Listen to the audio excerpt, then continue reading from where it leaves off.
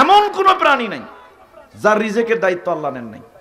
দেখেন তো পৃথিবীতে কোন বিচরণশীল প্রাণী আছে যার রিজেকের দায়িত্ব আল্লাহ নাই।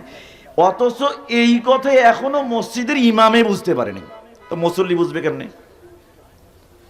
এই বাক্যটার অর্থ এখনো মসজিদের ইমামেই বুঝে নাই, তাহলে সেখানে একজন মুসল্লি বুঝবে কেমনে? একটা মেম্বার চলে রাসূলের নির্দেশনা অনুযায়ী, মসজিদের মেম্বারে কথা হবে রাসূলের নির্দেশনা অনুযায়ী। মসজিদের ইমাম প্রভাবশালী মুসল্লির ভয়ে, মসজিদের ইমাম কমিটির ভয়ে, মসজিদের ইমাম সভাপতির ভয়ে, মসজিদের ইমাম সেক্রেটারির ভয়ে এখনো মেম্বারে দাঁড়িয়ে শিরক এবং বিদাতের বিরুদ্ধে জোর গলায় কথা বলতে পারে না। তার মানে সে ভয় করে রিজেক এখনো কমিটির হাতে, এখনো জানে সে রিজেক কমিটির হাতে। অথচ পৃথিবীতে এমন কোনো বিচরণশীল প্রাণী নাই যার রিজেকের দায়িত্ব আল্লাহ নেন নাই। এই আয়াতের ব্যাখ্যায় তাফসিরে বাগাবী 2 নম্বর খণ্ড 374 নম্বর পৃষ্ঠা 11 নম্বর সূরা হুদের 6 নম্বর আয়াতের ব্যাখ্যায় এখানে দাব্বুন শব্দটা ব্যবহার করা হয়েছে। দাব্বা শব্দের অর্থ বলেছে কুল্লু হাইওয়ানিন ইয়াদিব্বু, যে প্রাণী চলতে পারে, বিচরণ করতে পারে, নড়াচড়া করতে পারে, এই প্রাণীর রিজেক সম্পূর্ণটাই আল্লাহর কাছে। তাহলে মানুষের রিজেক কার কাছে? আমরা বুঝি না, আমরা বুঝি নাই, মসজিদের ইমাম বোঝে নাই, যার কারণে রিজেক কোথায় আছে আমরা জানি না। সম্মানিত উপস্থিতি, একটু ভালো করে চিন্তা করে দেখুন, এই আয়াতের ব্যাখ্যায় আবু উসাইদ নামে একজন ব্যক্তির একটা ঘটনা এসেছে। একটু মনোযোগ দিয়ে শোনেন। ঘটনাটা কোথায় পাবেন? তারিখে দেমাস্ক 12 নম্বর খণ্ডের 66 নম্বর পৃষ্ঠা, আল জামি লি আহকামিল কোরআন, ইমাম কুরতুবী রাহিমাহুল্লাহ 11 নম্বর খণ্ডের 72 নম্বর পৃষ্ঠা 11 নম্বর সূরা হুদের 6 নম্বর আয়াতের ব্যাখ্যায় গল্পটি নিয়ে এসেছেন। আবু উসাইদ এমন একজন ব্যক্তি ছিলেন, তিনি নফল সালাত বাড়িতে পড়তেন আর ফরজ সালাত পড়ার জন্য মসজিদে যেতেন। মসজিদ বাড়ি, বাড়ি মসজিদ, মসজিদ বাড়ি, বাড়ি মসজিদ, তার আর কোনো কাজ ছিল না। বাড়িতে নফল পড়তেন, মসজিদে ফরজ পড়তেন, মসজিদে ফরজ পড়তেন, বাড়িতে নফল পড়তেন, কোনো কাজ করতো না। কি খাইতো, কেমনে চলতো, মানুষের সন্দেহ এসে গেল। তখন লোকেরা এসে জিজ্ঞাসা করলো, এ আবু উসাইদ মেনাইনা তাকুলু ইয়া আবা উসাইদ, আবা উসাইদ তুমি কেমনে খাও, কিভাবে খাও, কি উপার্জন করো? তোমাকে দেখি মসজিদ থেকে বাড়ি, বাড়ি থেকে মসজিদ, বাড়িতে তুমি নফল পড়ো, মসজিদে ফরজ পড়ো, তুমি কখন ইনকাম করো, কখন রোজগার করো, কেমনে খাও, আমাদেরকে বলো।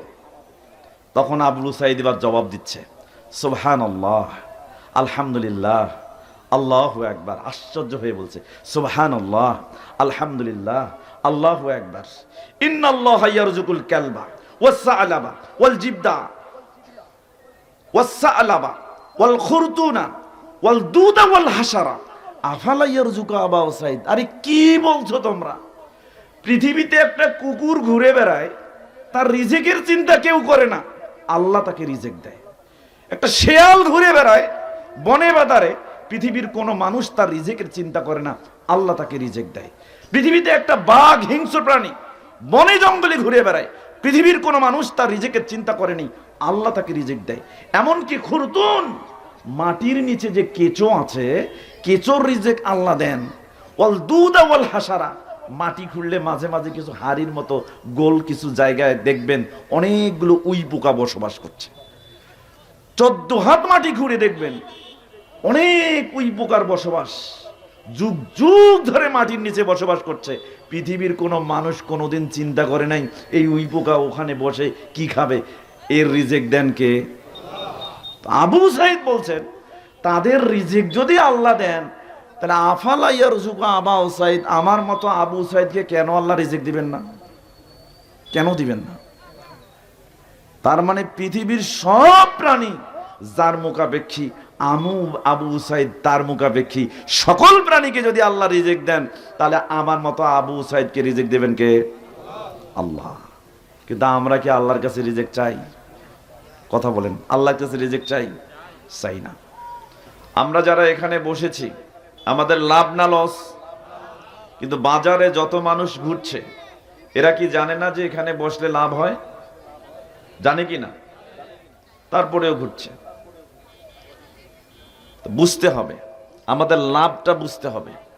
আপনারা যারা সাইডে বসেছেন, ডাউন সাইড, বাম সাইড মাঝখানে অনেক ব্যাপক জায়গা ফাঁকা আছে। আমি অনুরোধ করব, সত্যি যদি আপনার কোরআন এবং হাদিস থেকে কথা শোনার জন্য এই মাহফিলের প্যান্ডেলে এসে থাকেন, তাহলে মাঝের ফাঁকা জায়গাগুলো পূরণ করে দুই সাইড খালি করে দেন। আসেন, সামনে আসেন, চাচা সামনে আসেন, আসেন আসেন, তিনজন সামনে আসেন,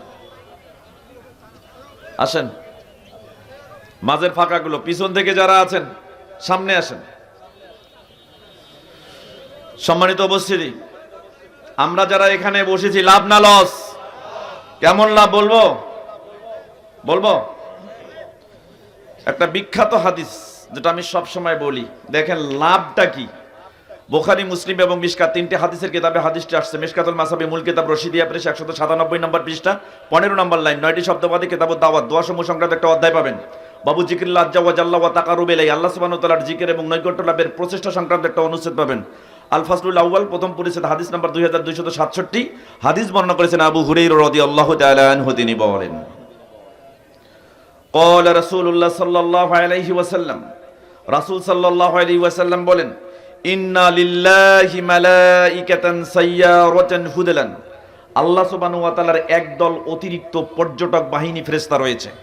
রাসূল বলছেন আল্লাহ সুবহানাহু ওয়া তাআলার একদল অতিরিক্ত পর্যটক বাহিনী ফেরেশতা রয়েছে। এদের কাজ কি?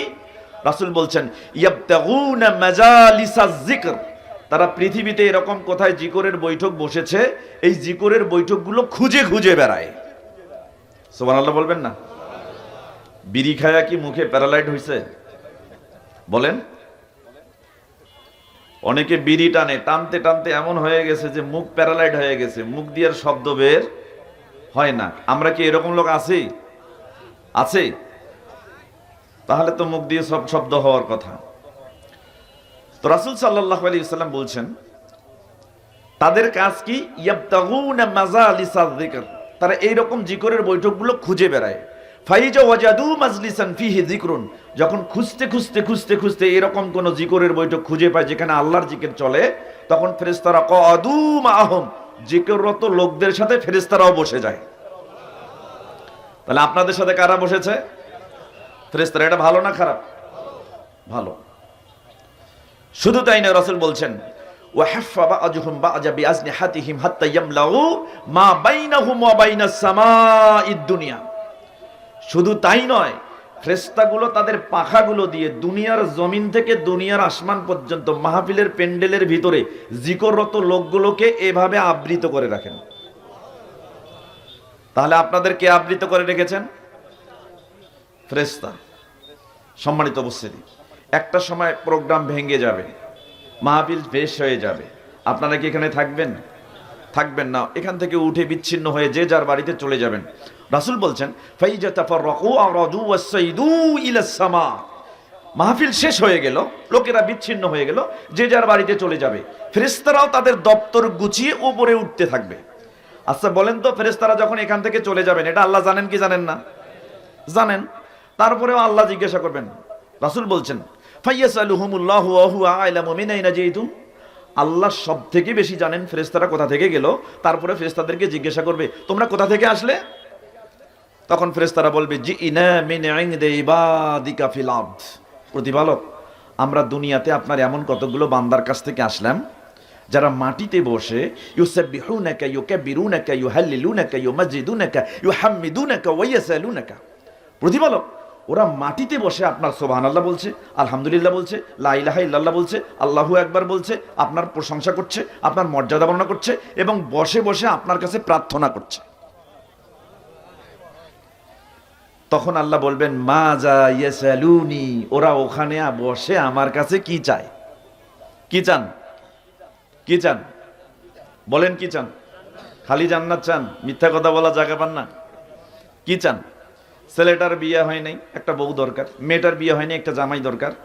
অভাবে পড়েছেন, টাকা পয়সার দরকার। কষ্টে পড়েছেন, কষ্ট লাঘব করা দরকার। অনেক দরকার আছে, আছে না নাই? আজকে এখানে বসে যা চাইবেন সব আল্লাহ পূর্ণ করে দেবে। চিন্তা করেন, রাসূল সাল্লাল্লাহু আলাইহি ওয়াসাল্লাম বলছেন সাহাবায়ে কেরাম ফেরেশতাদেরকে যখন আল্লাহ সুবহানাহু ওয়া তাআলা জিজ্ঞাসা করবেন, তখন তিনি বলবেন ইয়াসালুনাকা জান্নাতাকা, প্রতিপালক ওরা ওখানে বসে আপনার জান্নাতটা চায়। তখন আল্লাহ বলবেন, হাল রাও জান্নাতি, ওরা যে আমার জান্নাত চায়, ওরা কি আমার জান্নাত দেখেছে? তখন ফেরেশতারা বলবে, লা আয় রব্বি, না প্রতিপালক, তারা আপনার জান্নাত দেখে নাই। তখন আল্লাহ বলবেন, ফাকাইফা লাউ রাও জান্নাতি, কেমন হতো বলো তো যদি ওরা আমার জান্নাতটা দেখতো। তখন ফেরেশতারা বলবে, ইয়াস্তাজিরুনাকা, প্রতিপালক, তারা আপনার কাছে আশ্রয় প্রার্থনা করেছে।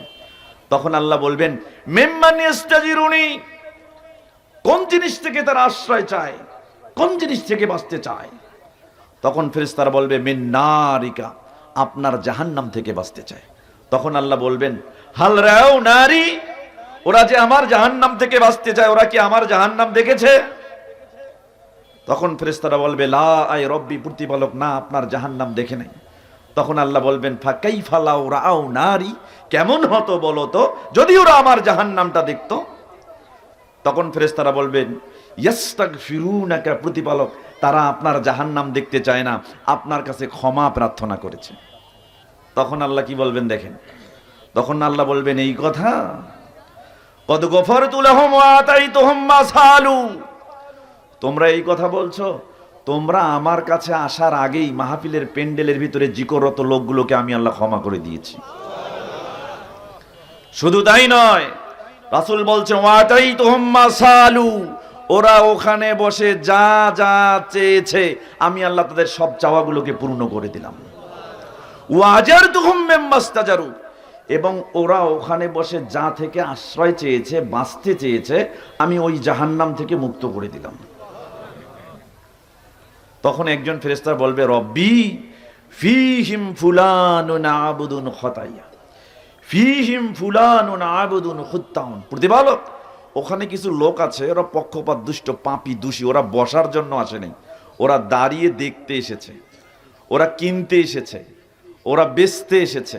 ফাইন্নামা মাররা, রাস্তা দিয়ে চলাচল করছিল, হঠাৎ দেখলো লোকেরা বসছে, তো আমরাও একটু বসি। প্রতিপালক, ওরা যে দেখতে এসে বসে গেল, কিনতে এসে বসে গেল, বেচতে এসে বসে গেল, আপনি কি তাকেও ক্ষমা করে দিলেন?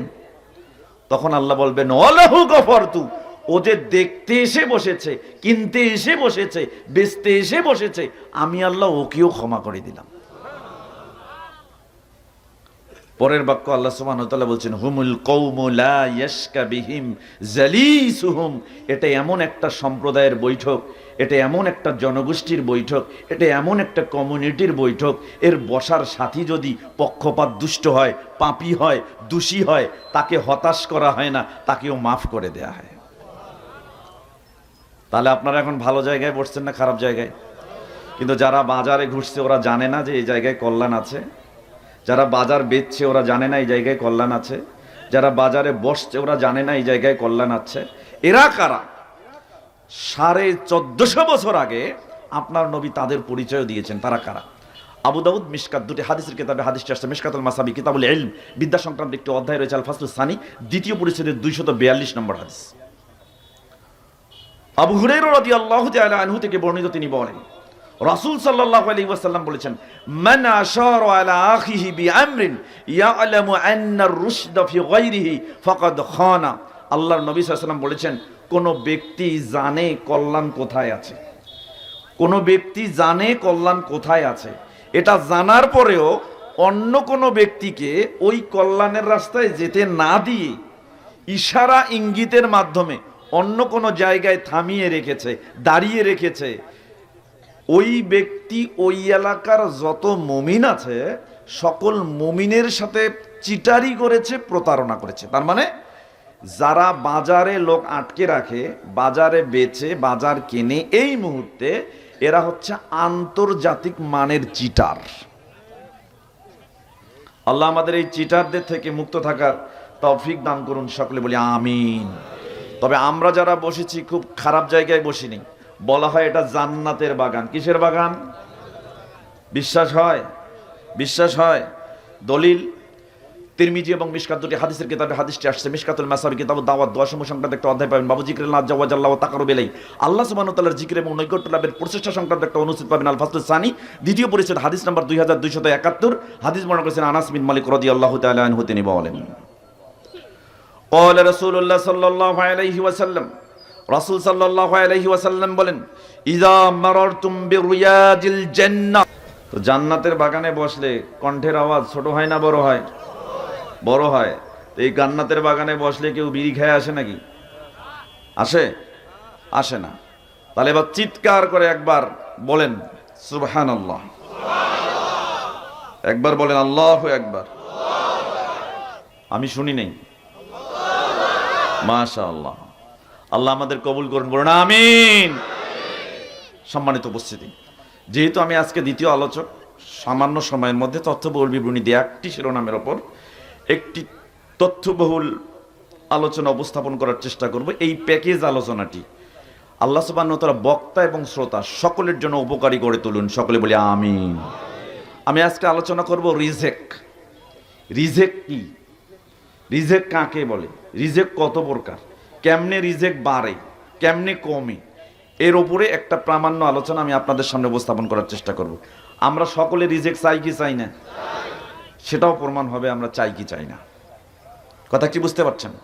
সম্মানিত উপস্থিতি, আজকে যারা আপনারা এখানে এসে বসতে পেরেছেন, কথা শুনতে পাচ্ছেন, এটাও রিজেকের অন্তর্ভুক্ত। এই এলাকায় হাজার হাজার মানুষ আছে, অনেক মানুষ এখানে আসতে পারেনি, আমাদের কথা শুনতে পাচ্ছে না, এটা তাদের রিজেকে নাই। এই জন্য রিজেক বুঝতে হবে। প্রথমে তো দেখেন রিজেক, র ঝ কফ, তিনটে অক্ষর মিলে রিজেক। রিজকুন ধাতু হতে 4টি গঠনে 123টা শব্দ কোরআনুল কারীম এসেছে। আল্লাহ সুবহানাহু ওয়া তাআলা স্বয়ং ঘোষণা করেছেন।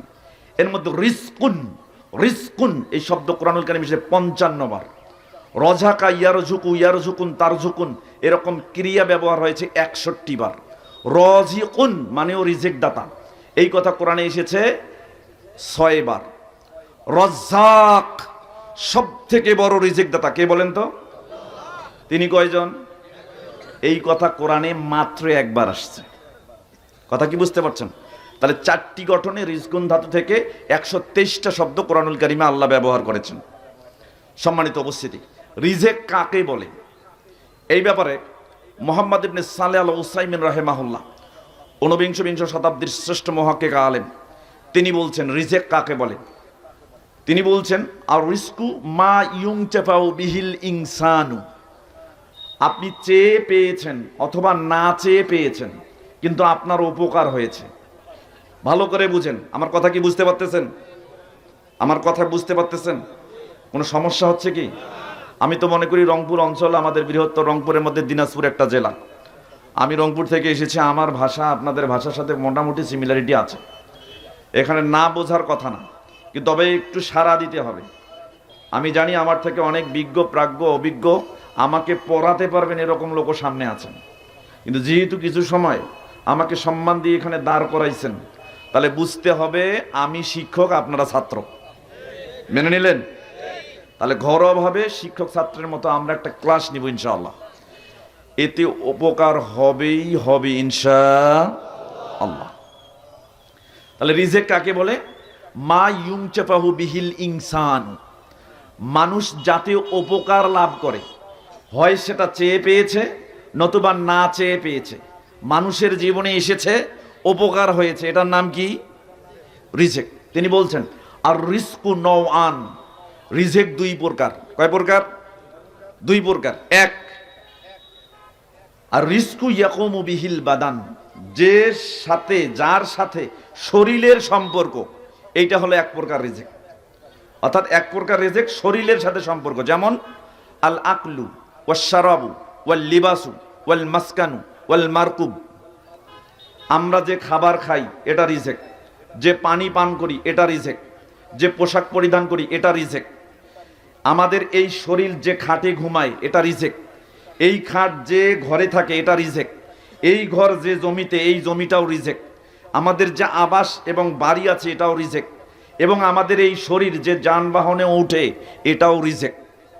তাহলে এটা আমাদের শরীরের সাথে সম্পৃক্ত, এটা এক প্রকার রিজেক। 2, মায়াকুমু বিহিল দিন, যার সাথে দিনের সম্পর্ক, ধর্মের সম্পর্ক, জীবন ব্যবস্থার সম্পর্ক, ইসলামের সম্পর্ক, এইটাও হচ্ছে রিজেক। এটা 2টা জিনিস, 1 ইলম জ্ঞান, 2 ঈমান। ঈমান সারা পৃথিবীতে এনসাইক্লোপিডিয়া ব্রিটানিকা 2009 পরিসংখ্যানে 3500 ধর্ম আছে। রেজিস্ট্রেশন করা ধর্ম প্রায় 2900, যেটা এনসাইক্লোপিডিয়া ব্রিটানিকা 2025 এর ফেব্রুয়ারি জার্নালে প্রকাশিত হয়েছে। সারা বিশ্বে 2900 ধর্ম রেজিস্ট্রেশন পেয়েছে। আচ্ছা বলেন তো, ইসলাম বাদে কোন ধর্মের লোকের ঈমান আছে? তাহলে বোঝা গেল আমরা মুসলিম, আমাদের রিজেকের মধ্যে ঈমান আছে, কিন্তু ওদের রিজেকে ঈমান নাই। 2, এলেম হলো রিজেকের অন্তর্ভুক্ত। এই জন্য এই এলাকায় হাজার হাজার মানুষ থাকা সত্ত্বেও আজকের জ্ঞান সবাই পাবে না। এই জন্য কদিমান কয়লাল মুহাদ্দিসুনা, আমাদের মুহাদ্দিসগণ প্রাচীনকাল থেকে এই কথা বলে আসছেন, আল ইলমু রিজকুন, জ্ঞান রিজেক, ওয়াসসিমাউ রিজকুন, আমি বলতেছি আপনারা শুনতেছেন, এটাও রিজেক।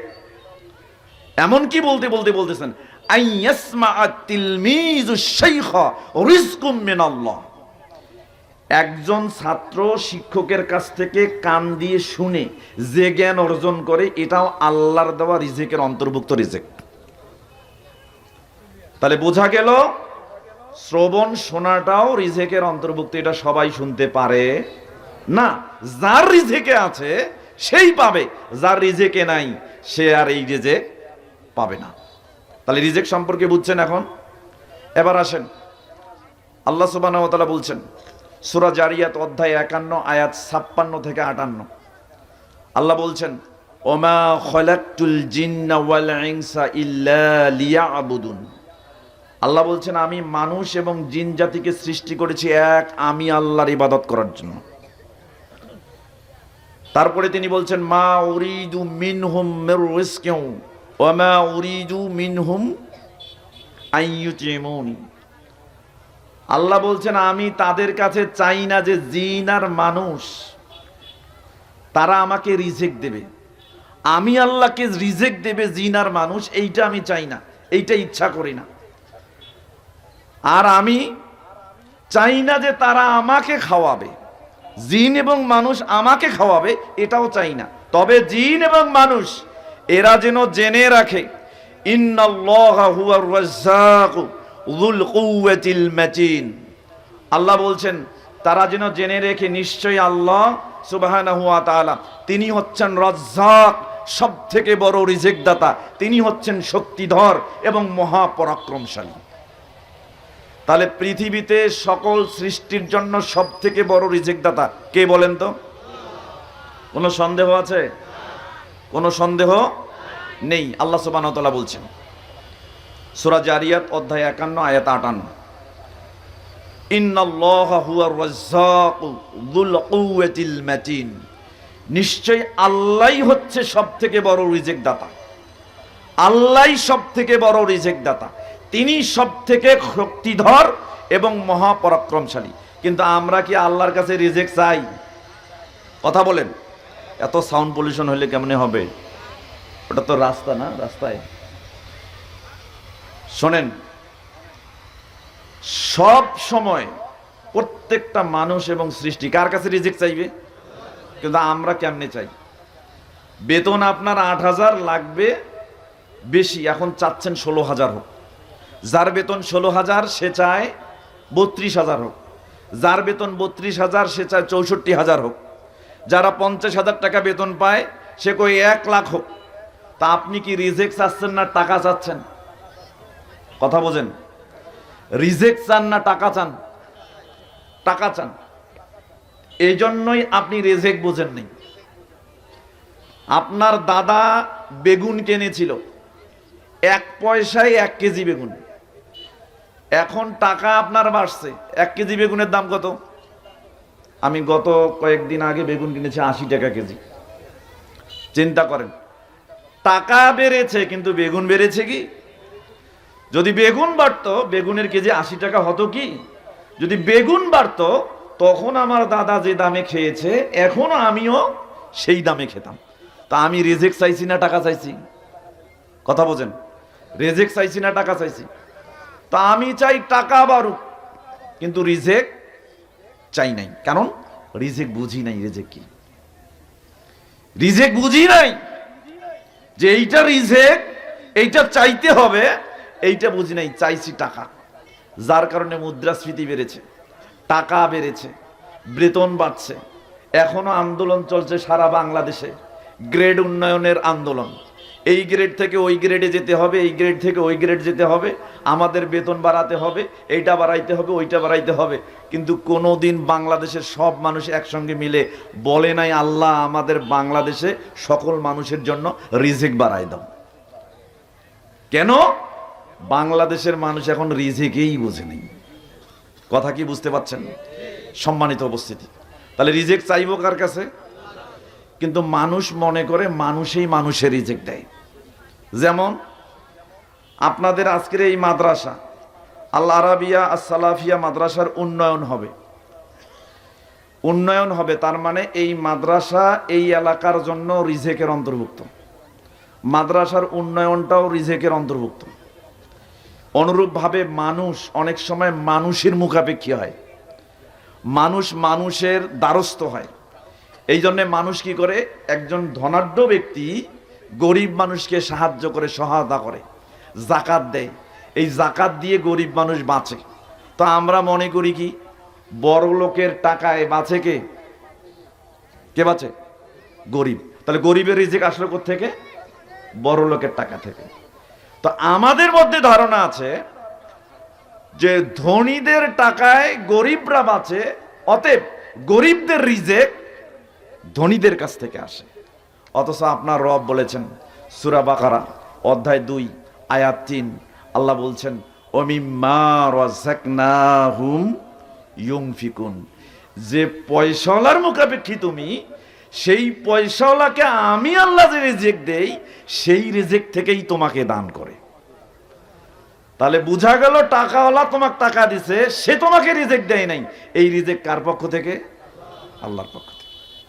এখন আপনি বলছেন আমি টাকাওয়ালার ধার ধারি না, পয়সাওয়ালার ধার ধারি না, আমি কোনো মানুষের মুখাপেক্ষী নই, আমি কারো কাছে রিজিক চাই না, আমার হাত আছে, আমার পা আছে, পা দিয়ে চলবো, বনে যাব, জঙ্গলে যাব, ফলমূল পাবো, ওখান থেকে খাবো, হাতে ধরবো, মুখে দিব, আমি যেখানেই যাব কর্ম করব, উপার্জন করব, যা পাবো তা আমার নিজের পেট চলবে, নিজের জীবিকার ব্যবস্থা আমি নিজেই করব। অনেক মানুষ বলে না এরকম। তুমি কোথায় যাবে?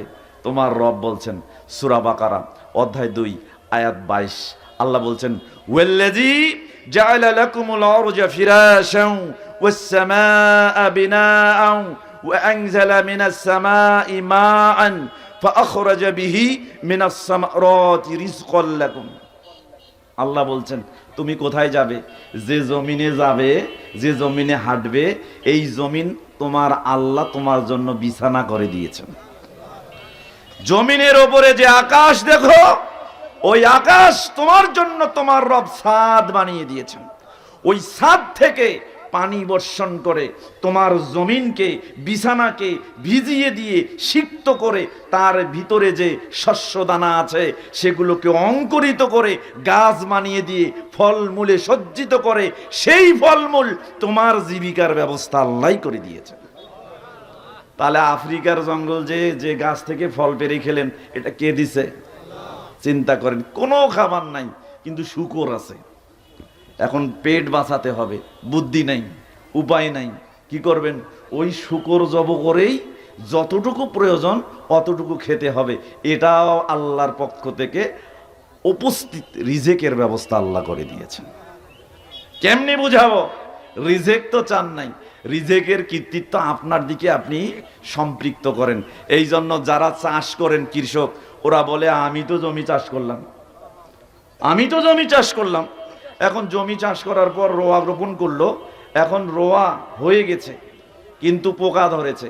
এই জন্য কীটনাশক আলা বলতেছে তুমি যতই আবাদ করো কোনো লাভ নাই, কোন সময় কোন কীটনাশক দিতে হবে এটা যদি আমি বলে না দেই তুমি আবাদ করতে পারবে না। এখন কীটনাশক দিলেন, সতেজ হলো কিন্তু পুষ্টি পায় না। সারওয়ালা বলতেছে আমি সার না দিলে কোনো সময় তোমার ওই জমির শস্য পুষ্টি পাবে না, পরিপুষ্ট হবে না, অতএব আমি ছাড়া তোমার এই আবাদ সম্পন্ন হবে না। তার মানে সবাই কৃতিত্ব নিতে চায়, সবাই বুঝাতে চায় তোমায় যা আবাদ করো এই আবাদের পিছনে আমার কৃতিত্ব রয়েছে। আপনার রব বলছেন 56 নম্বর সূরা ওয়াকিয়া 63 থেকে 65 নম্বর আয়াত। আল্লাহ বলছেন, শোনো, আফারাআইতুম মা তাহরুসুন, তুমি যে বীজ বপন করেছো মাটিতে, এই বপন করা বীজ নিয়ে কি তুমি ভেবেছো? কি ভেবেছো? কি ভেবে দেখেছো? তুমি যে শস্যদানা পুঁতে দিয়ে আসলে, এই শস্যদানা পুঁতে দিয়ে আসার পরে কি ভেবেছো? আআনতুম তাজরাউনাহু আম নাহনুজ যারিউন, তুমি যে বীজটা বপন করেছো মাটির নিচে, ওই বীজটা ফাটিয়ে দিয়ে ওর ভিতর থেকে গাছ বের করার দায়িত্ব তুমি করো না আমি আল্লাহ করি? তাহলে কৃষকের কৃতিত্ব নাই? তুমি চাষ করেছো, কিন্তু বীজ যদি না ফেটে গাছ অঙ্কুরিত না হয়, ওই শস্যদানা ওখানেই পচিয়ে ফেলবেন, এই ক্ষমতা কার? আল্লাহ বলছেন, লাউ নাশাউ লাজআলনাহু হুতামা, আমি আল্লাহ যদি চাইতাম তো মাটির নিচে যে বীজ পুঁতেছ ওটাকে খড়খুটায় পরিণত করে দিতে পারতাম, এই ক্ষমতা আমি আল্লাহর আছে। তাহলে বোঝা গেল কৃষকের কৃতিত্ব নেই, সারওয়ালার কৃতিত্ব নেই, কীটনাশকওয়ালার কৃতিত্ব নেই। যা আবাদ করছি, যা পুঁতে দিচ্ছি, সবটাই আসছে কার পক্ষ থেকে? আল্লাহর পক্ষ থেকে। তাহলে জমিনে এত খাটাখাটনি করছেন কেন? জমিনে এত দৌড়ান কেন? জমি বাড়িতে দৌড়ান কেন? আবাদে এত দৌড়ান কেন? কীটনাশকওয়ালার পেছনে দৌড়ান কেন? সারওয়ালার পেছনে দৌড়ান কেন? রিজেক কোথায় আছে এটাই তো জানেন না। কোথায় রিজেক আছে এটাই তো জানেন না।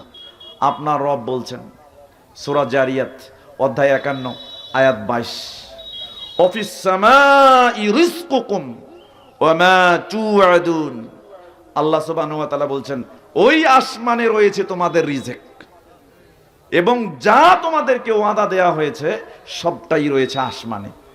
আসমানে রিজেক আছে, আর আমরা খুঁজি কোথায়? কথা বোঝেন? আমার কথা বুঝতে পারতেছেন না? আসমানে খুঁজেন কোথায়? জমিনে। রিজেক আসমানে, খুঁজেন জমিনে। চান কার কাছে?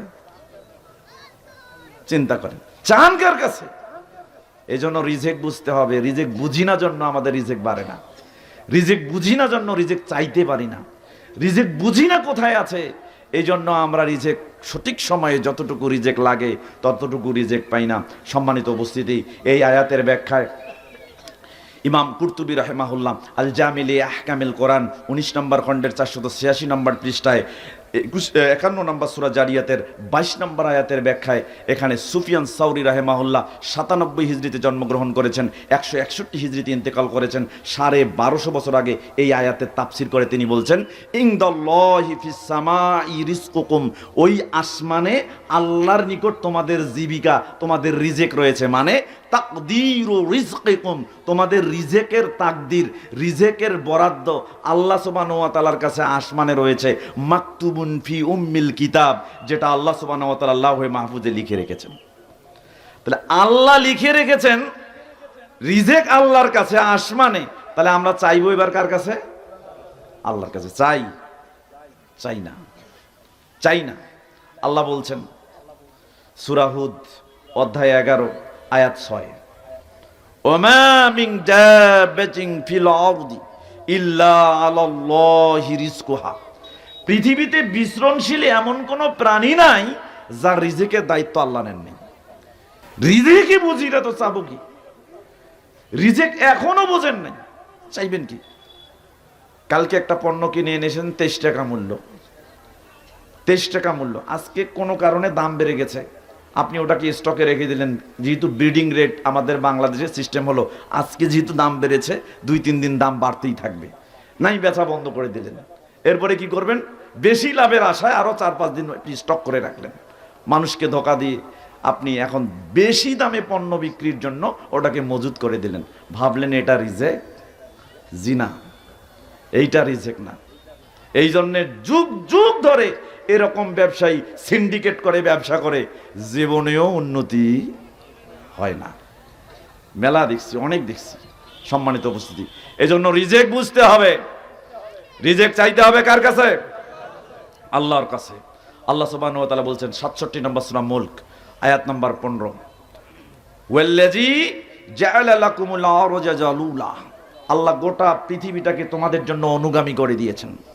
ফামশু ফি মানাকিবিহা, তুমি পৃথিবীর সব তত্র দৌড়াও, সব জায়গায় বিচরণ করো, এক দিগন্ত থেকে আরেক দিগন্তে ছুটো, সর্বদিগন্তে তুমি চলে যাও, আর যেখানেই যাবে আল্লাহর দেওয়া রিজিক ভোগ করো। তাহলে পৃথিবীতে যা আছে খাওয়ার জন্য, ভোগ করার জন্য, সবটাই কার পক্ষ থেকে? রিজিক আল্লাহর পক্ষ থেকে। তাহলে রিজিক চাইতে হবে কার কাছে? আল্লাহর কাছে। কিন্তু আল্লাহ কাউকে রিজিক বেশি দিয়েছেন, কাউকে কম দিয়েছেন। এরকম লোক আছে না নাই? কেউ 5 তলা বাড়ি করেছে, কোটি কোটি টাকার ব্যবসা করে, হাজার হাজার টাকার চাকরি করে। আবার কেউ রিক্সার প্যাডেল ঘুরিয়ে কোনো রকমে দিনাতিপাত করে। দুইজনার রিজিক কে দিয়েছেন? কে? তো একজনকে বাড়িয়ে দিয়েছেন, একজনকে কমিয়ে দিয়েছেন। এটা কে দিয়েছেন? আল্লাহ। সূরা সাবা অধ্যায় 34 আয়াত 39 আল্লাহ সুবহানাহু ওয়া তাআলা বলছেন, নবী আপনি বলুন, কুল ইন্না রাব্বি ইয়াবসুতুর রিজকা লিমান ইয়াশাউ মিন ইবাদিহি ওয়া ইয়াকদিরু লাহু, আপনি বলুন নিশ্চয়ই আপনার রব তার বান্দাদের মধ্য থেকে কাউকে রিজিক বৃদ্ধি করে দেন, প্রশস্ত করে দেন, আর কারো রিজিক কমিয়ে দেন। এই ক্ষমতা কার? আল্লাহর। সম্মানিত উপস্থিতি, আল্লাহ সুবহানাহু ওয়া তাআলা বলছেন সূরা আলী ইমরান অধ্যায় 3 আয়াত 37 আল্লাহ সুবহানাহু ওয়া তাআলা বলছেন, ইন্নাল্লাহা ইয়ারযুকু মান ইয়াশাউ বিগাইরি হিসাবিন, আল্লাহ যাকে ইচ্ছা বিনা হিসাবে অসংখ্য রিজিক দান করেন, একেবারে ধনী বানায় দেন। এই ক্ষমতা কার? তাহলে এখন প্রশ্ন হলো, কারো রিজিক বাড়ছে, কারো কমছে। কেউ 5 তলায় থাকে, কেউ 1 তলায় থাকে। কেউ আরামে এসি রুমে চাকরি করে টাকা পায়, আর কেউ রিক্সার প্যাটেল ঘুরিয়ে মাথার ঘাম পায়ে ফেলে টাকা উপার্জন করে। তাহলে একজনার বাড়াই দিল, একজনার কমাই দিল, এর কারণ কি? কারণ জানার দরকার আছে না নাই? আমার মনে হয় আপনারা আমার আলোচনাগুলো বুঝতেছেন না। খারাপ লাগতেছে? সম্মানিত উপস্থিতি, আমি ওই রকম সুস্বার দিয়ে গল্প গুজব করার সময়ই পাই না, তো শুনাবো কি আপনাদেরকে? যা বলতেছি কোরআন হাদিস থেকে বলা শুরু করছি। এখনো যতগুলা কোরআন হাদিস মজুদ আছে, বলা শুরু করলে সারা রাত দিলেও বলতে পারবো না। তো আল্লাহ সুবহানাহু ওয়া তাআলা যতটুকু চান, ইচ্ছা করেন, ততটুকু আল্লাহ যেন বলান, আর যেন কথাগুলো আমার এবং আপনাদের সকলের উপকারী হয়, সেই তৌফিক আল্লাহ দান করুন। সকলে বলে আমিন। সম্মানিত উপস্থিতি, তো যেটা বলছিলাম, কারো রিজিক বাড়ছে, কারো কমছে। তাহলে কোন কাজে রিজিক বাড়ে, এইটা যদি আমরা কাজগুলো করি, তাহলে আল্লাহ রিজিক বাড়ায় দিবেন কি দিবেন না? তাহলে আমি এবার আলোচনা করব যে সকল কাজে রিজিক বাড়ে। 1 নাম্বার, ভালো করে বোঝেন, আপনি আজকে থেকে এই কাজগুলো প্র্যাকটিস করবেন ইনশাআল্লাহ। আজকে আমি আলোচনা করে চলে যাব, 40 দিন পর্যন্ত আপনি ওইভাবে আল্লাহর কাছে রিজিক প্রত্যাশা করেন। 40 দিন পর আপনার যদি আল্লাহ সুবহানাহু ওয়া তাআলা রিজিকের পরিবর্তন করে, তাহলে অবশ্যই খালেস নিয়তে আমাকে একটা ফোন দিয়ে আপনি আমাকে বলবেন যে আমার এইরকম রিজিকের ঘাটতি ছিল, আল্লাহ সুবহানাহু ওয়া তাআলা হয়তো আমার দিকে তাকিয়েছেন, আমাকে দয়া করছেন, আমার রিজিক বাড়তে শুরু করেছে। আমিও দোয়া করি 40 দিনের মধ্যে যেন আল্লাহ সুবহানাহু ওয়া তাআলা আপনাদের রিজিকের ফয়সালা আরো বেশি করে বৃদ্ধি করে দেন। 1 নাম্বার, তাহকীকুত তাওহীদ। তাওহীদ বাস্তবায়ন করে চাইতে হবে কার কাছে? আপনার ছেলে নাই, কার কাছে ছেলে চাইবেন? মেয়ে নাই, কার কাছে চাইবেন? তো আমাদের এইখান থেকেও চলে যায় কিছু লোক রংপুর কারামাতিয়া মসজিদে। কারামাতিয়া মসজিদের ভিতরে 6-7টা কবর আছে। কবরের সামনে, পিছনে, ডানে বামে মানুষ বসে আল্লাহর কাছে চায়। মূলত কার কাছে চায়? কার কাছে চায়?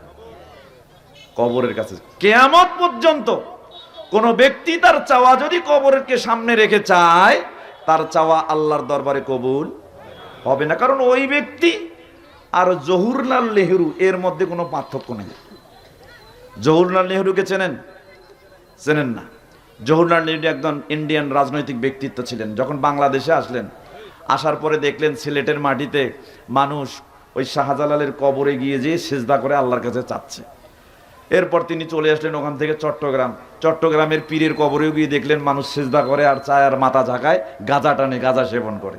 তখন তিনি রাজনৈতিক প্ল্যাটফর্মে মঞ্চে উঠে প্রথম বক্তব্য দিয়ে বললেন যে হাম হিন্দু আর মুসলমানों में कोई फर्क मेरा नजर में नहीं आता।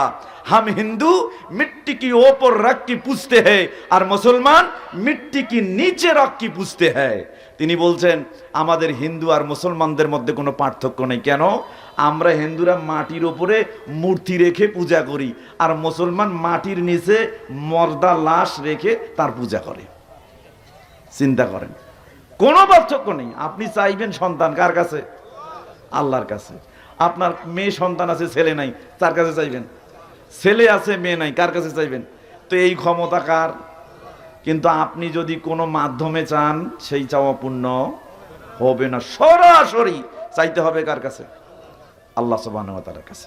তো আল্লাহ সুবহানাহু ওয়া তাআলা বলছেন সূরা আরাফ অধ্যায় 7 আয়াত 96, ওয়ালাউ আন্না আহলাল কুরা আমানু ওয়াত্তাকাউ লাফাতাহনা আলাইহিম বারাকাতিম মিনাস সামাই ওয়াল আরদ।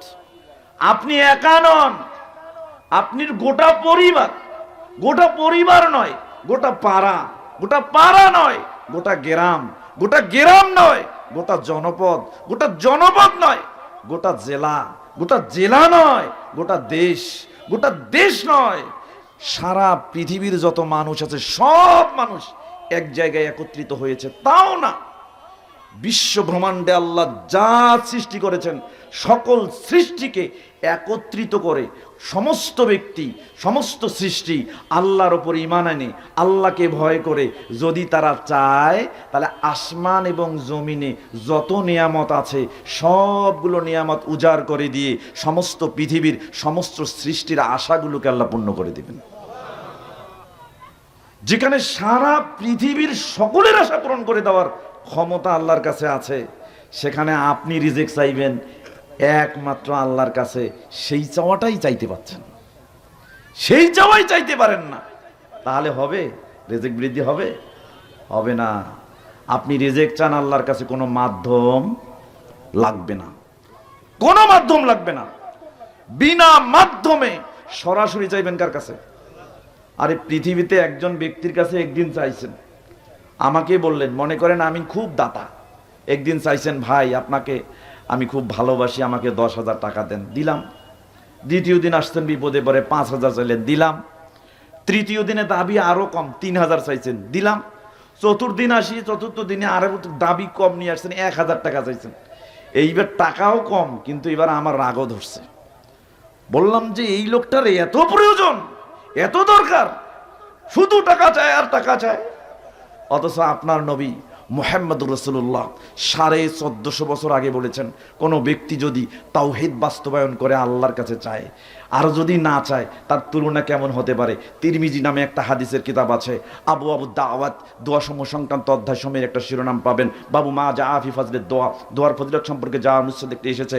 এই অনুচ্ছেদের 3373 নম্বর হাদিস, আবু হুরায়রা রাদিয়াল্লাহু তাআলা আনহু থেকে বর্ণিত। তিনি বলেন, রাসূল সাল্লাল্লাহু আলাইহি ওয়াসাল্লাম বলেছেন, মান লাম ইয়াসালিল্লাহ ইয়াকজাব আলাই। পৃথিবীর মানুষের কাছে চাইলে, একবার চাইলে দেয়, দুইবার তিনবার চাইলে বিরক্ত হয়ে যায়, রাগান্বিত হয়ে যায়। আর তোমার রব এমন একজন রব, তার কাছে না চাইলেই তিনি রাগান্বিত হয়। বুঝাইতে পারিনি মনে হয়।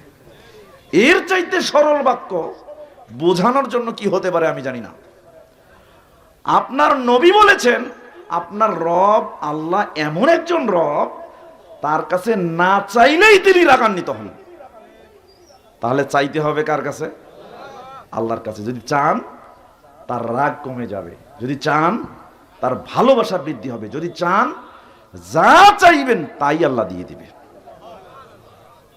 তিরমিজি নামে একটা হাদিসের কিতাব, আবু দাওয়াত, দোয়া সমূহ সংক্রান্ত অধ্যায় সমূহের শিরোনাম বাবা আলা সাবিলে তাআদ্দুদ, স্বতন্ত্র একটি অনুচ্ছেদ রয়েছে, 3479 নম্বর হাদিস। আবু হুরায়রা রাদিয়াল্লাহু তাআলা আনহু থেকে বর্ণিত। তিনি বলেন, রাসূল সাল্লাল্লাহু আলাইহি ওয়াসাল্লাম বলেছেন, আমরা আসলে চাইতে জানি না, চাইতে না জানার কারণে আল্লাহর কাছে চেয়েও পাই না। ওই যে বললাম, আপনি চাইবেন সরাসরি, আল্লাহর আপনার মাঝে কোনো হেজাব নাই, সেজদায় যান, কোনো পর্দা নেই, ডাইরেক্ট সেজদায় গিয়ে চান, চাইতে পারেন। সালাতে দাঁড়ান, আপনি আল্লাহর সাথে কথা বলতেছেন, চান, চাইলেই আল্লাহ কবুল করবেন। কিন্তু আমরা জানি না, চাইতে জানি না। এই জন্য নবী সাল্লাল্লাহু আলাইহি সাল্লাম বলছেন, আবু হুরায়রা থেকে বর্ণিত, তিনি বলেন রাসূল সাল্লাল্লাহু আলাইহি ওয়াসাল্লাম বলেছেন, উদুল্লাহ ওয়া আনতুম মুকিনুন বিল ইজাবা। তোমরা যখন আল্লাহর কাছে চাইবে এই দাবি দিয়ে চাইবে, আল্লাহ তোমার কাছে চাই, তুমি দিবে বলে চাই। আল্লাহ তোমার কাছে চাই, পাবো বলে চাই। আল্লাহ তোমার কাছে চাই, পাবো পাবো, নিব নিব, দাবি আছে এজন্যই চাই। একনিষ্ঠভাবে কোনো ব্যক্তি যদি এইভাবে চায়, আল্লাহ তার চাওয়াগুলোকে পূর্ণ করে দিবেন। কিন্তু আপনি চাইলেন ওই ব্যক্তির মতো। কোন ব্যক্তি? একজন মুসলিম, একজন হিন্দু, ওপর থেকে লাভ দিবে, তো বিসমিল্লাহ বলে লাভ দিবে। তো হিন্দু তার ভগবান বলে লাভ দিছে, প্রথমেই লাভ দিছে, কিছুই হয়নি। এখন মুসলমান মনে করতেছে, হায় হায়, তার ভগবানের নামে লাভ দিছে, কিছুই হলো না, এবার যদি আমি আল্লাহর নামে লাভ দিই, যদি কিছু হয়ে যায়। এই জন্যে আল্লাহ ভগবান দুই নাম দিয়ে লাভ দিয়ে দিছে, পা গেছে ভেঙ্গে। এখন কি হয়ে গেল? তার একটাও টিকলো না। আমাদের মধ্যে কিছু মানুষ আছে, এই চাই, দেয় কি না দেয়, সরাসরি পাবো কি না, হুজুরের মাধ্যমে চাই, বড় হুজুরের কাছে গেছে, বড় হুজুরের মাধ্যমে চাবো না, তার চাইতে বড় হুজুর দরবারে চলে গেছে, দরবারে চাইলে হবে না, এবার মাজারে চলে গেছে, মাজারে চলে গেছে, বড় পীর সাহেব মরে গেছে, এখন তার কাছে তার মাধ্যমে চায়। এই ব্যক্তির চাওয়া আর ওই হিন্দু মুসলিমের তুলনায় চাওয়া, দুটার মধ্যে কোনো পার্থক্য নেই। এই জন্য আল্লাহর নবী মুহাম্মদুর রাসূলুল্লাহ সাল্লাল্লাহু আলাইহি ওয়াসাল্লাম বলেছেন, ওয়ালামু, আর জেনে রেখো, আন্নাল্লাহ লা ইস্তাজিবু দুআআম মিন কলবিন গাফিলিন লাহিন। কোন ব্যক্তি যদি দুই আশা নিয়ে চায়, দুই রকম মনোভাব নিয়ে চায়, এই চাইলাম পাবো কি পাবো না, এই মনোভাব পোষণ করে চায়, তাহলে ওই ব্যক্তির দোয়া আল্লাহ শোনেন না, তার জবাবও দেন না। তাহলে একনিষ্ঠভাবে তাওহীদ বাস্তবায়ন করে চাইতে হবে কার কাছে? তাহলে যে রিজেকে চাইবেন সেই রিজেক বাড়ায় দিবেন কে? আল্লাহ। দুই, রিজেক আপনার বাড়বে একটা কাজে। কোন কাজে? ওই ছেলেটা আজকে 30 বছর বয়স, মাস্টার ডিগ্রি কমপ্লিট করলো, 35-এ পড়েছে, কিন্তু চাকরি নাই। 35-এ পড়েছে, চাকরি নাই। ফেসবুকে লিখছে, 5000 বন্ধু আছে, তার সামনে লিখছে আর একটা উইকেটের পতন, মানে বন্ধুর বিয়ে হয়ে গেছে। নিজে বলতে পারে না আমার বিয়ের দরকার, ইনডিরেক্টলি বলছে আর একটা উইকেটের পতন, মানে বোঝাতে যাচ্ছে আমার বন্ধু শেষ, এবার আমার সিরিয়াল, কিন্তু বলতে পারি না বিয়ের দরকার। 5000 বন্ধুকে বলতে পারে, কিন্তু বাবার সামনে গিয়ে বলতে পারে না, বাবা আমার বয়স হয়েছে, আমার একটা মেয়ে দরকার, বিয়ে দরকার, আমাকে বিয়ে দেন, বলতে পারে না। তো তোমার বিয়ে হবেও না, কোনোদিনও হবে না। তোমার সৎ সাহস নাই, কেন নাই সেটাও বলছি। চাকরি নাই কেন সেটাও বলছি। মেয়েটার একটা ভালো স্বামী জোটে না কেন সেটাও বলছি। পরিবারে অভাব কেন সেটাও বলছি। অনটনে আছেন কেন সেটাও বলছি। এত ইনকাম করেন অথচ ইনকাম মিলে না, ধরে রাখতে পারেন না কেন, এটাও বলছি। ওই পরিবার তদন্ত করে দেখেন, ইনকাম এত করে আটে না, সংকুলান হয় না, রিজেকে বৃদ্ধি হয় না, কেন? ওইবারে 7 জন লোকের 6 জনে সালাত পড়ে না। 7 জনের 6 জন সালাত নাই, তো তোমার রিজেকের বৃদ্ধি হবে কেমনে? এই জন্য 2 নম্বর পয়েন্ট, রিজেক বৃদ্ধি হবে ইকামাতুস সালাহ, সালাত কায়েম করো। এই ছেলে, তোমার চাকরি হবে না সালাত যতক্ষণ আদায় করবে না, তুমি বউ পাবে না যতক্ষণ সালাত হবে না। এই মেয়ে, তোমার একটা ভালো স্বামী হবে না যতক্ষণ তোমার সালাত হবে না। পরিবারের প্রধান আপনি, কোশ্চেন কালেও আপনি বোঝা বোঝা বস্তা বোঝা টাকা নিয়ে এসে সংসারের উন্নয়ন ঘটাতে পারবেন না যতক্ষণ আপনার সালাত কায়েম হবে না। দেখেন তো কি আছে আপনার, আপনার নবী বলছেন কি আছে আপনার, একটা উদাহরণ দেই, কি আছে আপনার? সহিহ বুখারী খোলেন, কিতাবু মাওয়াকিতিস সালাত, সালাতের ওয়াক্তসমূহ সংক্রান্ত একটা অধ্যায় রয়েছে, বাবু ইসমিন মান তাফুতুহু সালাতুল আসর, যার সালাতুল আসর ছুটে গেল তার পাপ কি হতে পারে, এ সংক্রান্ত একটা অনুচ্ছেদ রয়েছে। 552 নম্বর হাদিস, আব্দুল্লাহ ইবনে ওমর রাদিয়াল্লাহু তাআলা আনহু থেকে বর্ণিত। তিনি বলেন, রাসূল সাল্লাল্লাহু আলাইহি ওয়াসাল্লাম বলেন, আল্লাযী তাফুতুহু সালাতুল আসর, যে ব্যক্তির আসরের সালাত ছুটে গেল। কোন সালাত? কোন সালাত? আসরের সালাত ছুটে গেল, মানে আসরের সালাত পড়তে পারে নাই। রাসূল বলেছেন, ফাকান্নাহু তাফুতুহু আল্লাযী তাফুতুহু সালাতু ফাকান্নামা উতিরা আহলাহু ওয়া মালাহু, যে ব্যক্তির আসরের সালাত চলে গেল তার যেন পরিবার নিঃশেষ হয়ে গেল, তার যেন মাল সম্পদ ধন ধনাঢ্য যা আছে সব নিঃশেষ হয়ে গেল। তার মানে পৃথিবীতে তার কিছু একমাত্র কাকে? আল্লাহ। দুনিয়াটা উল্টাই চলছে। ইসলাম বলে একটা, আমরা করি আরেকটা। একটু উদাহরণ দিলে বুঝতে পারবেন। ইসলাম বলছে একটা, আমরা করছি একটা। কিরকম দেখেন, কয়েকটা হাদিস সংক্ষিপ্তভাবে বলছি। সহিহ জামিউস সাগীর নামে একটা হাদিসের কিতাব আছে, বাবুল মানাহি, নিষেধাজ্ঞা সংক্রান্ত একটা অনুচ্ছেদ রয়েছে, 6813 নম্বর, 6815, 6819, তিনটা হাদিস। প্রথম হাদিসটা আলী ইবনে আবি তালিব রাদিয়াল্লাহু তাআলা আনহু থেকে বর্ণিত। তিনি বলেন, রাসূল সাল্লাল্লাহু আলাইহি ওয়াসাল্লাম একটা কাজ নিষেধ করেছেন। কি? দেখেন, 1450 বছর আগে আপনার নবী নিষেধ করেছেন। নাহান নবী সাল্লাল্লাহু আলাইহি ওয়াসাল্লাম আন তুকাল্লামান নিসাউ ইল্লা বিইজনি আজওয়াজিহিন্না আই ফি বুয়ুতিহিন্না। একজন পুরুষ যখন বাড়ি থেকে বের হয়, বাড়ি থেকে বের হওয়ার পর ওই বাড়িতে তার যে স্ত্রী থাকে, যে নারী থাকে, ওই নারী পাশের বাড়ির অন্য কোনো নারীর সাথে বসে এক জায়গায় বা নিজের বাড়িতে বসে তার স্বামীর অনুমতি ব্যতীত কথা বলতে পারবে না। বুঝাইতে পারিনি মনে হয়?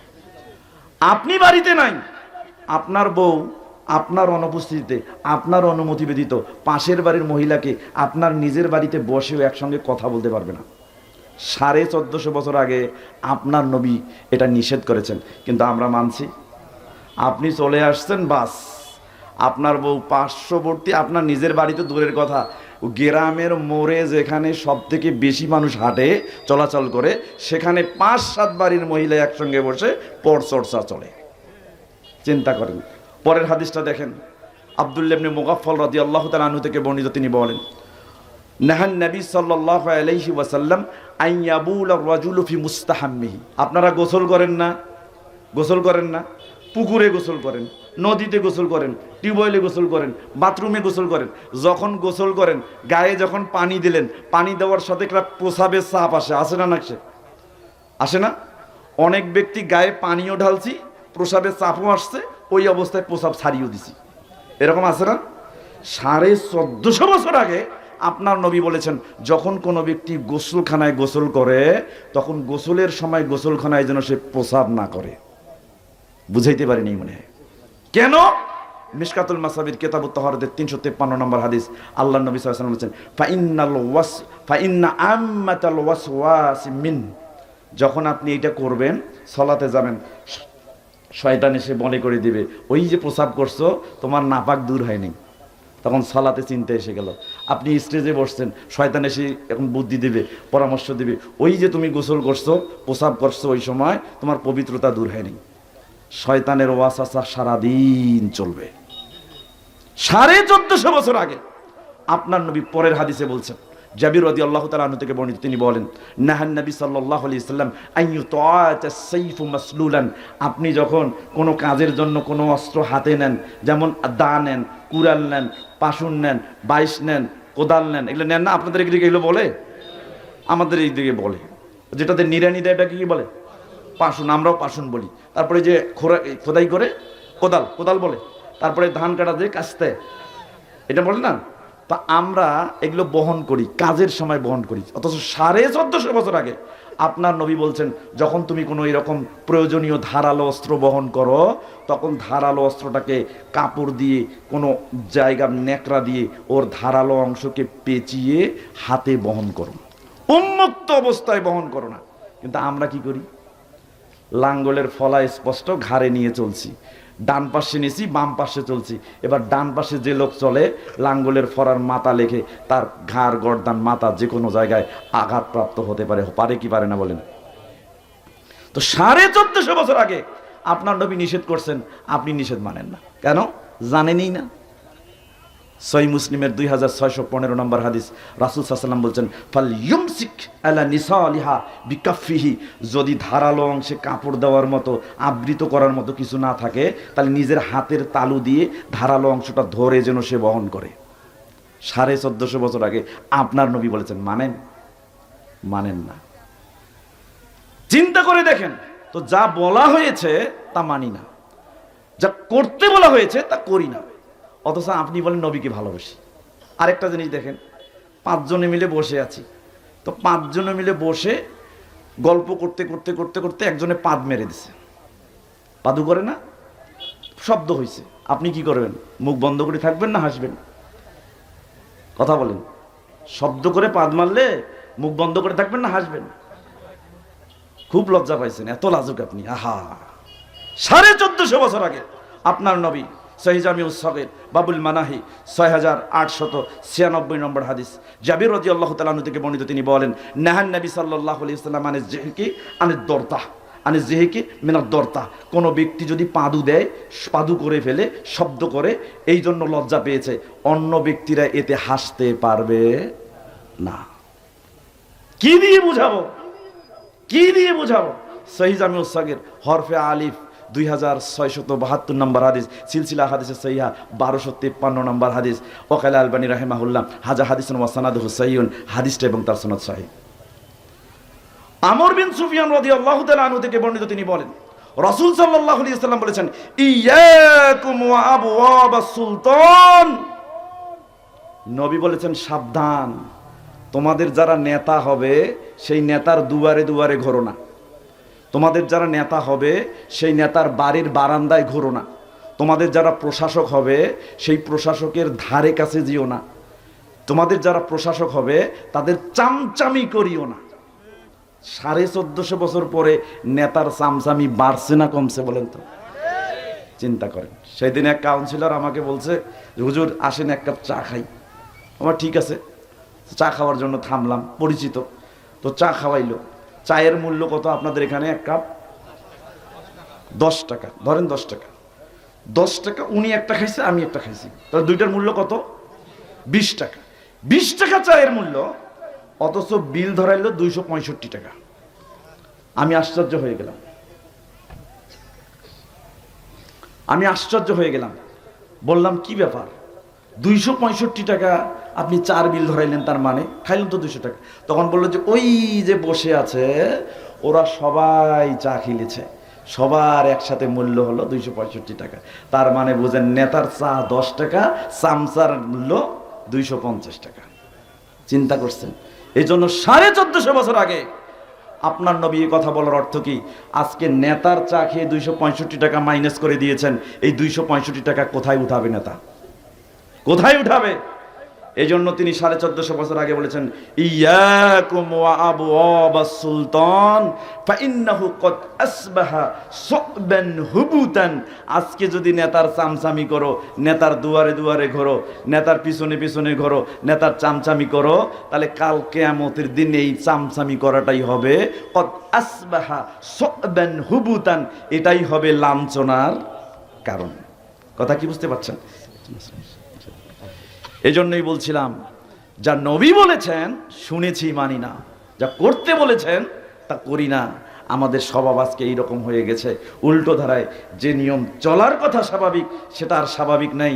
1450 বছর আগে আপনার নবী মুহাম্মদুর রাসূলুল্লাহ সাল্লাল্লাহু আলাইহি ওয়াসাল্লাম বলেছেন, মুসনাদ আহমদের 3870 নম্বর হাদিস। ওকাল আলবানী রাহিমাহুল্লাহ ফি সিলসিলাতে হাদিসে সহিহা হাযা হাদিসুন ওয়া সানাদুহু সহিহুন। আব্দুল্লাহ ইবনে মাসউদ রাদিয়াল্লাহু তাআলা আনহু থেকে বর্ণিত, তিনি বলেন, রাসূল সাল্লাল্লাহু আলাইহি ওয়াসাল্লাম বলেছেন, ইন্না মিন আশরাতিস সাআ, কিয়ামতের নিদর্শনাবলীর মধ্যে একটা হলো এরকম, লা ইয়াজদাদুল আমরু ইল্লা শিদ্দা। কোন জিনিস আর স্বাভাবিক থাকবে না, সহজ থাকবে না, সব কঠিন হয়ে যাবে। নরমাল প্রসিডিউরে যা পাওয়ার কথা, সেই নরমাল প্রসিডিউর আর নরমাল নাই, স্বাভাবিক নাই, হয়ে গেছে কি কঠিন, চাইলেই পারি না। যাই হোক, শায়েক এসে গেছে। আমার পয়েন্ট ছিল কয়েকটা পয়েন্ট নিয়ে আলোচনা করা, যাতে রিজেক্ট বাড়ে, কিন্তু সেটা আর হচ্ছে না। ওনাকে বসায় রেখে আমার আলোচনা করা সমীচীন নয়। তবে শেষে আমি, যেহেতু আমাকে একটা চিরকুট দেয়া হয়ে গেছে, এই বিষয়ে একটু কথা বলি। বলেন, আমরা এতক্ষণ কি নিয়ে কথা বলছিলাম? রিজেক্ট নিয়ে, তাই না? আচ্ছা, রিজেক্ট সামনে থাকে না পিছনে? জি, সামনে থাকে। তো এক লোক একটা বিরাট বড় মাছ কিনে আনছে। এই মাছ নিয়ে এসে বউকে দিয়ে বলছে, এই যে মাছটা কাটো, রান্না করো। আমি গোসল করতে গেলাম নদীতে। এবার লোকটা নদীতে গেছে, গিয়ে দেখে ওখানে 2 বন্ধু আগে থেকে বসে আছে। এবার বন্ধুর সাথে খোঁজ গল্প করতে করতে 2 ঘন্টা পাস। এই 2 ঘন্টার ভিতরে এদিকে মাছ রান্না হয়েছে। মাছ রান্না করার পরে দেখা গেল যে স্বামীর বাড়ির আত্মীয় স্বজনদের মধ্যে থেকে ভাস্তা বউ নাতি পুতি সব আসছে। এখন এইদিকে গোসল করতে গেছে স্বামী, এইদিকে মাছ রান্না হয়েছে, ভাত হয়েছে। এখন স্বামীর আত্মীয় স্বজন আসাতে স্ত্রী কি করে, রান্না করা খাবার তার সামনে পেশ করেছে। বাস খেয়ে দিয়ে সব শেষ। এবার স্বামী চলে আসছে, আসার পরে বলছে মাছ নিয়ে এসো, আমরা ভাত খাবো, একসঙ্গে বসে খাই। এবার দেখা গেল স্ত্রী বলছে যে কি খাবা, তরকারির কোনোটাই বাকি নাই। কেন? এই ঘটনা। দেখেন, খাবার তো সামনেই ছিল, মাছ তো তিনি এনেছে, স্ত্রীকে সামনে দিয়েছে কাটার জন্য, রান্না করার জন্য, কিন্তু পেটে গেছে কি? গেছে। তার মানে বোঝা গেল সামনে সব সময় যা থাকে তা রিজেকে থাকে না। এই জন্য বুঝতে হবে, সম্মানিত উপস্থিতি, মৃত্যু আপনাকে যেভাবে খুঁজে, রিজেক আপনাকে সেভাবেই তালাশ করে। 1450 বছর আগে আপনার নবী বলেছেন, কোথায় পাবেন? সহিহ জামি ওয়াস সগীর মিশকাতুল মাসাবি, এতে হাদিসটা আসছে। কিতাবুর রিকাক মর্মে স্পর্শী হাদিস বর্ণনা করা সংক্রান্ত একটি অধ্যায় রয়েছে। বাবু তাওয়াক্কুল ওয়াস সবর, তাওয়াক্কুল করা সবর করা সংক্রান্ত ইউনুস আল ফাসল সালিস, তৃতীয় পরিচ্ছেদের 5312 নম্বর হাদিস। আবু দারদা রাদিয়াল্লাহু তাআলা আনহু থেকে বর্ণিত, তিনি বলেন রাসূল সাল্লাল্লাহু আলাইহি ওয়াসাল্লাম বলেছেন, ইন্নার রিজকা লা ইয়াতলুবুল আবদা কামা ইয়াতলুবুহু আজালুহু। বান্দাকে রিজেক ওইভাবে খুঁজে যেভাবে মৃত্যু তাকে খুঁজে। তার মানে মৃত্যু আপনার জীবনে যেভাবে আসবেই, রিজেক যেটা বরাদ্দ আছে সেটা আপনার পেটে না যাওয়া পর্যন্ত আপনি মরবেন না। এখন আপনার পকেটে যে টাকাটা আছে এটা কার? বলেন, কার? হ্যাঁ, এইবার চালাক হয়েছে। পকেটে যে টাকাটা আছে এটা কি রিজেক আপনার পেটে যাবে এর কোনো নিশ্চয়তা আছে? তাহলে এটা কার? আল্লাহর। দেখেন, আপনি আজকে ঘুম থেকে উঠেছেন, আপনার সাথে 4 জন ছিল, আরো 2 জন ফেরেশতা নাজিল হয়েছে। আমাদের 2 জন লিখছে হিসাব। একজন ভালো করিন আছে যে আমাদেরকে ভালো কাজে মোটিভেট করে, একজন মন্দ করিন আছে মন্দ কাজে মোটিভেট করে। সকালবেলা যখন আপনি ঘুম থেকে উঠলেন, আপনার নবী মুহাম্মদ রাসূলুল্লাহ সাল্লাল্লাহু আলাইহি ওয়াসাল্লাম 1450 বছর আগে বলেছেন, বুখারী মুসলিম এবং মিশকাতুল মাসাবি, কিতাবুজ যাকাত, যাকাত প্রদান করা সংক্রান্ত একটা অধ্যায় রয়েছে। বাবুল ইনফাক ওয়া কারাহিয়াতুল ইমসাক, দানের বদান্যতা কৃপণতার নিন্দা সংক্রান্ত একটা অনুষ্ঠিত রয়েছে আল ফাসলুল আউয়াল, প্রথম পরিচ্ছেদের 1860 নম্বর হাদিস। আবু হুরায়রা রাদিয়াল্লাহু তাআলা আনহু থেকে বর্ণিত, তিনি বলেন রাসূল সাল্লাল্লাহু আলাইহি ওয়াসাল্লাম বলেছেন, মা মিন ইয়াউমিন ইউসবিহুল ইবাদু ফিহি ইল্লা মালাকানি ইয়ানজিলান। যখন বান্দা প্রতিদিন সকালবেলা ঘুম থেকে উঠে, সকালবেলা ঘুম থেকে উঠার সাথে সাথে ওই বান্দার সাথে 2 জন ফেরেশতা নাজিল হয়। কয়জন? 2 জন। ইয়াকুলু আহাদুহুমা, তাদের মধ্যে একজন বলতে থাকে, আল্লাহুম্মা আতি মুনফিকান খলাফান। আল্লাহ, এই বান্দা আজকে ঘুম থেকে উঠে, তোমার এই বান্দা আজকে ঘুম থেকে উঠে সকালবেলা তার টাকা পয়সা ধন দৌলত থেকে তোমার পথে ব্যয় করেছে, আল্লাহ এই বান্দার সম্পদ সহ তাকে সমৃদ্ধি দান করো। ওয়ায়াকুলু আহাদুহুমা, আর একজন বলতে থাকে, আল্লাহুম্মা আতি মুমসিকান তালাফান। আল্লাহ, এই বান্দা আজ তোমার ঘুম থেকে ওঠার পরে একটা টাকাও একটা সম্পদ থেকেও দান করে নাই, আল্লাহ এই বান্দাকে তার সম্পদ সহ অপদস্থ করো। তাহলে একজন দোয়া করে, একজন অভিশাপ দেয়। আপনি কোনটা নেবেন? কে কে দোয়া নেবেন একটু হাত তোলেন তো। এই যে মাঝখানে হাত উঠে নেই, দোয়া চায় না। ওই যে ল্যাম্পপোস্টের নিচে দোয়া চান না, হাত উঠে নেই। দেখেন দেখেন দেখেন, সবাই দোয়া চান, আপনার হাত ওঠে না কেন? দোয়া চান না? হাত উঠান, দোয়া চাই। তাহলে এবার সরাসরি ওই হাত, যে হাতে টাকা আছে যে পকেটে, সেই পকেটে ঢুকান, সরাসরি ওই পকেটে ঢুকান। শুধু বাড়িতে যাওয়ার জন্য যে ভাড়াটা লাগে ওইটা রাখিয়া বাকি যা আছে তা আজকে এই আল আরাবিয়া সালাফিয়া মাদ্রাসার উন্নয়নের জন্য দিয়ে যাবেন। যান, একজন যান, 2 জন যান, কেউ টাকা দেওয়া থেকে পিছপা হবেন না, কারণ এটা রিস্কের অন্তর্ভুক্ত, এটা আপনার নয়, এটা বরাদ্দ করেছেন কে? এজন্য বলছি।